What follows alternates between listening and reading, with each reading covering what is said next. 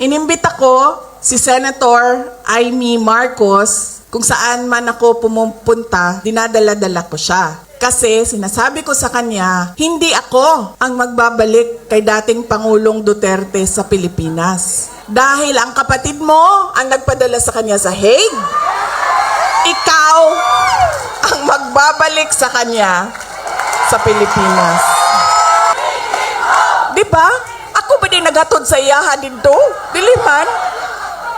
Di ba? O, di iyahang igsuon man, di ikaw ang magbalik ana dito sa mua sa Davao. Kaya dala-dala ko yan siya lagi, kahit saan ako pumunta. Kasi alam nyo, bakit?